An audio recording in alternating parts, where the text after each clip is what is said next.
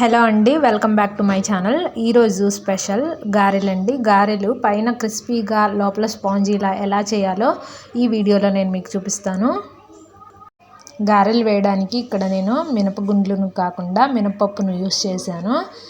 మినపప్పుతో గారెలు ఎలా చేయాలో చూపిస్తాను. సో వీడియోలోకి అయితే వెళ్ళిపోదాం. ముందుగా మనం మినపప్పుని 4 గంటలైనా నానబెట్టుకోవాలి. 4 గంటల తర్వాత బాగా వాష్ చేయాలండి. కనీసం 4-5 సార్లు అయినా వాష్ చేసి ఇలా ఇక్కడ నేను చూపించిన విధంగా పొట్టు తీసి ఇలా వేరొక బౌల్లో తీసుకొని పెట్టుకోవాలి. మినపప్పులో రాళ్ళు రాకుండా ఇలా నేను చూపిస్తున్న విధంగా వాష్ చేయండి. ఇలా మినపప్పుని తీసుకొని వేరొక బౌల్లో వేయండి. మినపప్పులో కంప్లీట్గా పొట్టు పోకపోయినా ఏం కాదండి, ఇలా అక్కడక్కడ పొట్టున్నా ఏం కాదు, అందులో పోషకాలు ఉంటాయి. వాష్ చేసిన తర్వాత ఇప్పుడు ఒక చిన్న మిక్సీ జార్ని తీసుకోండి. ఆ మిక్సీ జార్లో మనం వాష్ చేసి పెట్టుకున్న ఈ మినపప్పును అయితే వేయండి. పప్పు వేసేటప్పుడు ఇందులో వాటర్ లేకుండా వేయండి. ఇప్పుడు ఇందులో చిన్న అల్లం ముక్కను అలాగే 2 పచ్చిమిరపకాయలను కూడా వేయండి. అలాగే ఉప్పును కూడా 1 టేబుల్ స్పూన్ వేయండి. ఈ మొత్తాన్ని మిక్సీ పట్టండి. పిండి మరీ గట్టిగా అనిపిస్తే కొద్ది వాటర్ మాత్రమే వేసి మిక్సీ పట్టండి. ఇప్పుడు ఈ మిక్సీ జార్లో ఉన్న పిండిని వేరొక బౌల్ తీసుకొని ఆ బౌల్లో వేసి అందులో ఒక ఆనియన్ని తీసుకొని సన్నగా కట్ చేసి వేయండి. ఇప్పుడు ఇందులో కరివేపాకును కూడా కట్ చేసి వేయండి. అలాగే కొత్తిమీరని కూడా కట్ చేసి వేయండి. ఇంతకుముందే ఉప్పును వేశాను కాబట్టి ఇక్కడ నేను సాల్ట్ని అయితే వేయట్లేదు. ఇలా మిక్స్ చేసిన తర్వాత 1 గంట సేపు పక్కన పెట్టండి.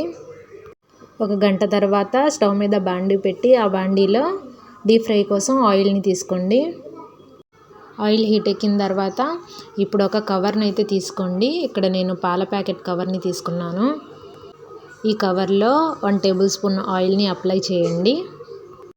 ఆయిల్ని అప్లై చేసిన తర్వాత కొద్దిగా పిండిని చేతిలో తీసుకొని కవర్లో పెట్టి ఇలా ప్రెస్ చేస్తూ మధ్యలో హోల్ చేయండి. ఇలా ఈ విధంగా ప్రెస్ చేస్తూ మధ్యలో హోల్ చేసి ఈ విధంగా గారెనైతే తీసి ఆయిల్లో వేయండి. ఇంతకుముందు కూడా గారెలను వేశాను, కానీ ఇంత బాగా అయితే ఎప్పుడు రాలేదు. కొద్దిగా గారె షేప్ అయితే అటు ఇటు వచ్చినా కానీ గారె అయితే పర్ఫెక్ట్గా కుదిరిందండి. చూశారు కదా, ఇక్కడ నేను ఒక్క గారె మాత్రమే వేశాను శాంపిల్ కోసం. ఇది కుదిరిన తర్వాతనే మిగతా గారెలు ఒక్కొక్కటిగా వేశానండి.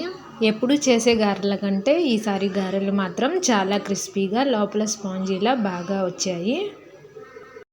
ఎప్పుడైనా సరే గారెను ఆయిల్లో వేసిన వెంటనే స్పూన్ తోటి కదిలించొద్దు. ఒక 5 మినిట్స్ ఆగిన తర్వాత స్పూన్తో ఇలా టర్న్ చేసుకుంటూ ఉండండి. ఇలా 2 సైడ్స్ టర్న్ చేసుకుంటూ ఉండండి. గారె బ్రౌన్ కలర్లోకి చేంజ్ అయ్యేంత వరకు ఫ్రై చేయండి. ఈ విధంగా కలర్ చేంజ్ అయ్యేంత వరకు ఫ్రై చేయండి. మరీ మాడిపోకుండా ఇలా బ్రౌన్ కలర్ వచ్చిన తర్వాత ఒక్కొక్కటిగా తీసి ప్లేట్లోకి తీసుకొని పెట్టుకోండి. చూసారు కదా, మినపప్పుతో గారెల్ని క్రిస్పీగా టేస్టీగా ఎలా చేయాలో.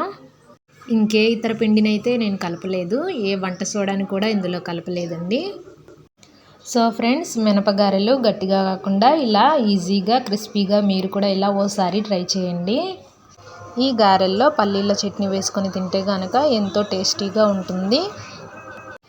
సో ఇదండి నా రెసిపీ. మీకు నచ్చినట్లయితే లైక్ చేసి కామెంట్ చేసి సబ్స్క్రైబ్ చేయండి. Thanks for watching.